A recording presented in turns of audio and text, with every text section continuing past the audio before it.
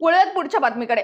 Ratnagiri Devrukh police Thane हद्दीतील रत्नागिरी ते कोल्हापूर महामार्ग क्रमांक 106 या महामार्गावर बुधवारी रात्री दाभोळे घाटात एलपीजी गॅस टँकर जो रायगड येथे एलपीजी गॅस भरून हैदराबादकडे जात असताना दाभोळे घाटात 45 ते 50 फूट दरीत जाऊन अपघात झालाय.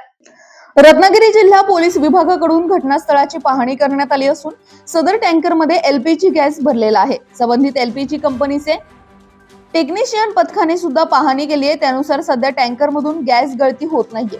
सदरचा टँकर हा त्या टँकर मधील गॅस दुसऱ्या टँकर मध्ये भरणा करून दरीतून क्रेनच्या सहाय्याने काढण्यात येणार आहे. सदरचा गॅस दुसऱ्या टँकर मध्ये भरताना तेथून जाणाऱ्या येणाऱ्या वाहनांच्या धुरांड्यामधून आगीच्या चिंगारी फुलून आग लागून स्फोट होऊ शकतो.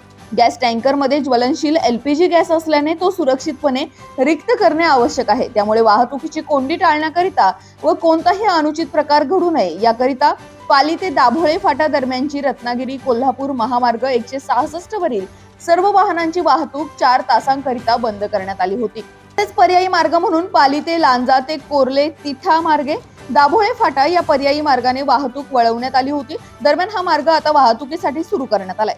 तसेच गॅस टँकरच्या अपघातामुळे कोणत्याही प्रकारची हानी झालेली नाही अथवा मोठी दुर्घटनाही घडलेली नाही असे पोलिसांकडून सांगण्यात आल्याने वाहनधारक आणि विशेष करून त्या भागात राहणाऱ्या नागरिकांनी सुटकेचा निश्वास सोडलाय.